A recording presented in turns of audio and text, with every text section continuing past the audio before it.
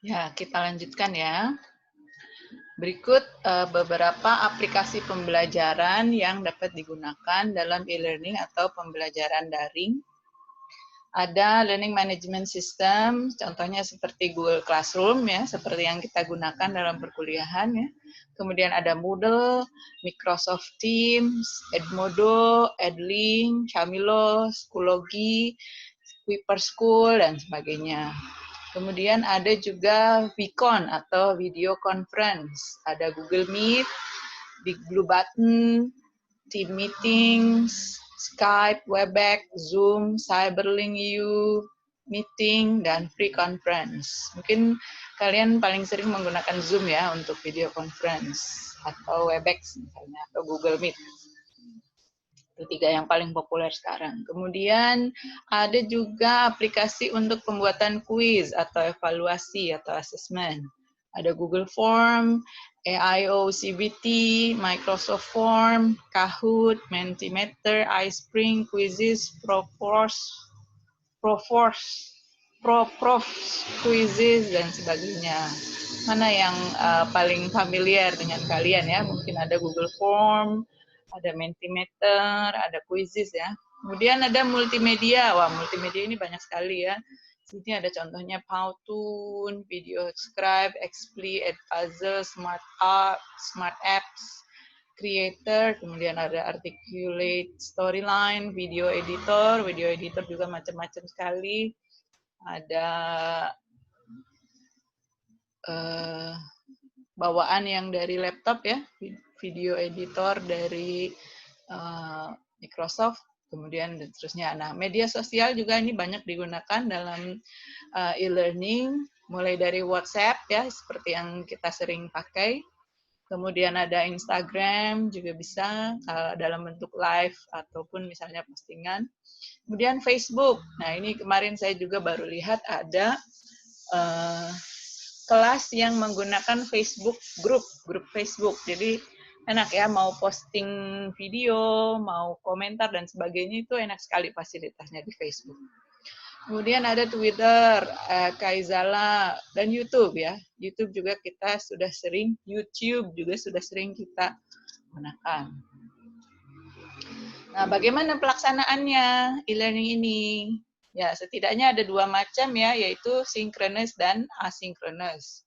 Yang synchronousnya bisa live synchronous learning ya, langsung, atau virtual synchronous learning, secara virtual. Kemudian bisa juga self-directed asynchronous learning. Jadi mengatur sendiri siswanya kapan mau mulai dan kapan mau berhenti.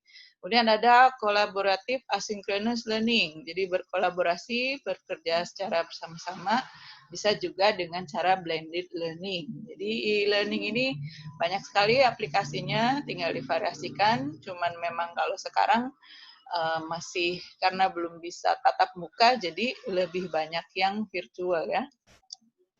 Masih blended learning aja masih belum bisa dilaksanakan. Bagaimana sinkronus? Yang sinkronus itu sifatnya behavioristik. Jadi kita bisa mengamati langsung waktunya bersamaan ya. Ini bagi anak yang cerdas ini membosankan, dan bagi anak yang di bawah rata-rata termasuknya sulit. Sehingga tiap pembelajaran itu pasti ada yang dirugikan. Jadi makanya pembelajaran itu harus bervariasi karena anak-anak kita juga macam-macam sifatnya ya. Kemudian yang asinkronus atau unsynchronous ini sifatnya konstruktivis ya. Waktunya berbeda. Ini menuntut self-regulated learner yang lebih bagus ya. Nah, karena di praktik di sekolahan sendiri sistemnya waktu dan hasilnya akan berbeda. Sebab itu perlu adanya perubahan paradigma dalam pembelajaran. Tadi ada blended learning. Apa itu blended learning? Blended learning merupakan perpaduan metode belajar tatap muka atau face-to-face learning ya di dalam kelas dengan materi yang diberikan secara online atau online learning. Gabungan ini disebut blended learning. Sebelum musim pandemi ini paling cocok digunakan ya. Jadi kita gabungkan keduanya. Keuntungannya, blended learning ini adanya differentiated instruction. Jadi instruksinya beragam, macam-macam. Tidak selalu online atau tidak selalu tatap muka, jadi bervariasi. Pacing dan attendance, kenyamanan dan kehadiran juga terpenuhi dalam blended learning ini. Jadi komunikasi dua arahnya berjalan. Menurut riset dari University of Central Florida, mengungkapkan bahwa tingkat keberhasilan belajar mahasiswa ini paling ideal adalah dengan blended learning. Di sini angkanya 51%. Kalau online penuh itu 48,3 dan tatap muka di dalam kelas penuh 48,2. Jadi memang kalau blended ini ada pengaruhnya ya. Lebih bagus, ideal lah, ideal. Nanti mungkin kalau kondisi pandemi sudah berakhir, ini mungkin yang paling ideal kita laksanakan pembelajaran. Kemudian perkembangan teknologi terkini mendorong berkembangnya hal-hal berikut ini, yaitu distance learning. Bermula dari pendidikan tinggi seperti dalam sejarah tadi ya dikembangkan, sampai kemudian ke sekolah. Nah, sekarang bahkan TK, playgroup itu pakainya distance learning, walaupun mungkin agak susah, tapi dipaksa seperti itu. Jadi ya adaptasi ya, kembali ke rumah. Kemudian ada electronic books. Kita sudah familiar dengan e-books, e-text, ya, PDF, dan sebagainya. Kemudian mobile access, ada BYOD, bring your own device, bring your own technology. Itu juga terus berkembang. Kemudian adanya open access. Di sini MOOC, Massive Open Online Courses. Jadi kita enak tinggal search, tinggal pakai ya. Seperti pada aplikasi virtual lab yang dulu kita gunakan pada saat praktikum itu termasuk open access MOOC. Selanjutnya, perangkat teknologi digital dalam pendidikan. Kemarin kita sudah belajar ya, ada perangkat keras atau hardware dan perangkat lunak atau software. Di sini mulai dari microcomputers, handheld, display technologies, imaging technologies, kemudian peripheral devices, external storage. Ya. Ini sepertinya sudah familiar semua istilah-istilahnya. Demikian juga perangkat lunak, di sini tidak disebutkan contoh-contohnya, cuman ini ada 3 jenis. Perangkat lunak instruksional untuk pembelajarannya, ada productivity untuk membantu guru merencanakan dan sebagainya, dan administratif untuk pengelolaan penyimpanan informasi, nilai dan sebagainya. Jadi ini perangkat-perangkatnya. Nah, pembelajaran e-learning ini juga tetap harus memperhatikan keterampilan-keterampilan yang dibutuhkan oleh siswa sebagai masa depan di abad 21 atau yang disebut dengan the Project 21st Skill Framework ya, 21st Century Skills Framework. Kita tahu ada 4C ya. Critical thinking, communication, collaboration, dan creativity. Ini 4C, keterampilan yang dibutuhkan. Kemudian ada keterampilan ways of thinking, cara berpikir, yang terdiri atas kreativitas, berpikir kritis, pemecahan masalah, membuat keputusan, dan keterampilan belajar. Kemudian ada ways of working atau cara bekerja, yaitu dengan berkomunikasi dan berkolaborasi. Kemudian ada tools for working, alat untuk bekerja, harus bisa menggunakan teknologi informasi dan komunikasi, dan literasi informasi.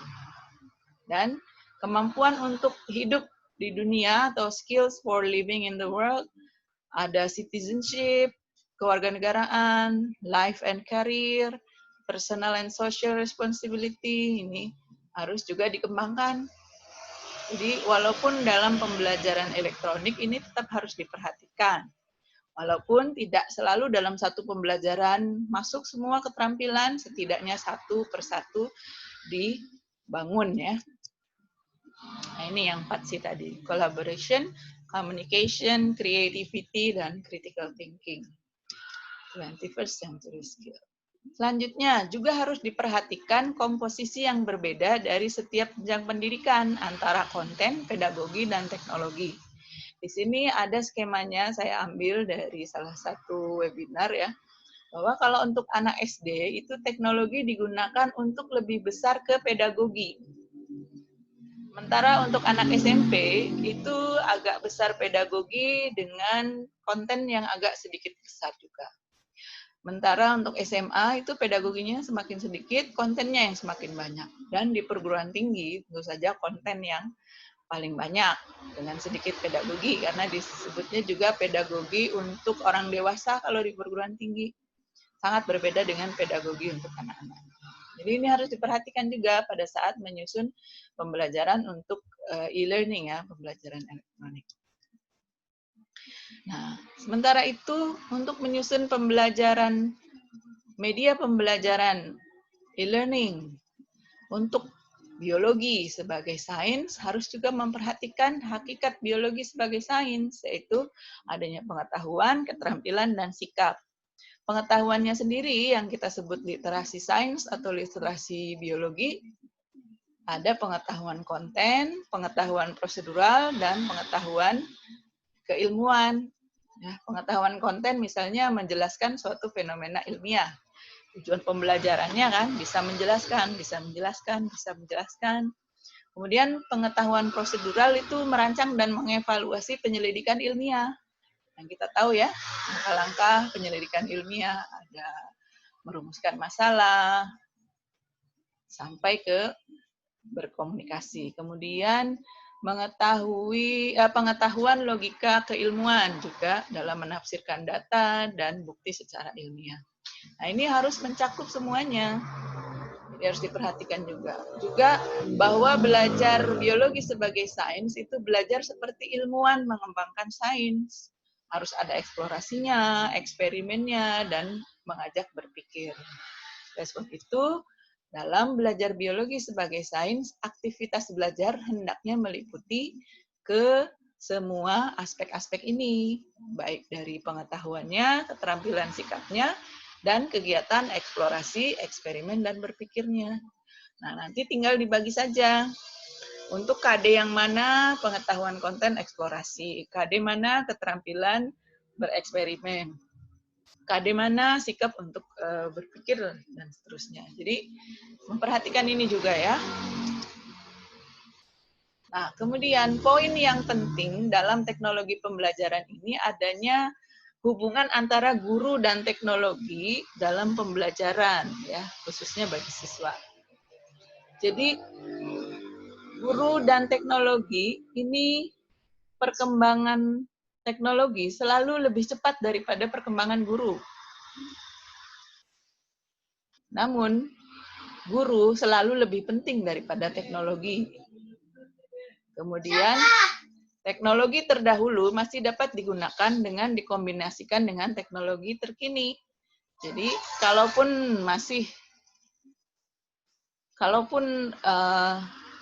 baru mengetahui teknologi yang terbaru, kita masih bisa gabungkan dengan teknologi yang lama. Oleh sebab itu, guru harus terus belajar dan beradaptasi dengan perkembangan teknologi. Itu sebabnya ada mata kuliah media pembelajaran biologi. Nah, bagaimana guru memanfaatkan teknologi dalam mengajar? Ini ada dalam pembahasan teknologi Pedagogical Content Knowledge atau TPCK atau disebut juga TPEC framework. Ya. Jadi awalnya TPEC ini kombinasi pengetahuan konten pedagogis, teknologi yang diperlukan untuk mengintegrasikan teknologi paling efektif ke dalam pembelajaran. Kombinasi teknologi dan pedagogical content knowledge ini menekankan kontribusi kritis teknologi untuk pengajaran. Bisa dilihat di sini skemanya. Guru itu harus punya content knowledge, pengetahuan konten, biologinya harus mantap. Kemudian juga harus punya pedagogical knowledge, ilmu pedagogisnya harus kuat juga, dan juga pengetahuan teknologi harus kuat. Nah, irisan antara pengetahuan konten dan pengetahuan pedagogi disebut pedagogical content knowledge. Ini disebut PCK. Ada. Kalau kalian mau penelitian tentang PCK ini bisa. Dan ini ada tambahan yang hijau ini, irisan yang hijau ini dengan penambahan teknologi disebut TPEC. Technological Pedagogical Content Knowledge. Jadi guru itu harus bisa memilih untuk tujuan belajar ini, konten atau konteks belajarnya apa, konten biologinya. Kemudian pedagoginya bagaimana? Pengalaman belajar apa yang harus dilalui oleh siswa agar bisa meraih tujuan belajar itu. Lalu teknologi apa yang digunakan untuk membantu proses pembelajaran. Nah, itu ada di lingkaran yang hijau ini, di irisan yang hijau ini. Nah, kemampuan ini juga harus diteliti, ada guru, harus dimiliki oleh guru. Sehingga ketika memilih teknologi yang akan digunakan dalam pembelajaran, tidak lagi gagap. Nah, ini contoh-contoh teknologi untuk konten. Tadi kan ada irisan konten dengan teknologi ya. Mulai dari yang sederhana seperti loop, itu udah teknologi untuk memperbesar ukuran sebuah objek, atau mikroskop. Kemudian teknologi lain ya, di laboratorium kita punya banyak teknologi yang mulai canggih. Kemudian juga mulai aplikasi ini. Aplikasi ketika kita ingin mengetahui apa jenis tanaman ini, ada kan, bisa di-download nih, ada namanya PlantNet dan sebagainya. Ini banyak aplikasi-aplikasi semacam ini untuk membantu pengetahuan kontennya. Sementara itu ada juga teknologi untuk membantu pedagoginya. Misalnya di sini ada animasi untuk membantu menjelaskan kerja enzim. Kita udah kenal mungkin ya di biokimia adanya lock and key teori atau hipotesis lock and key dan seterusnya. Kemudian juga aplikasi Google Classroom, Edmodo, Kahoot dan sebagainya, ini teknologi untuk pedagoginya.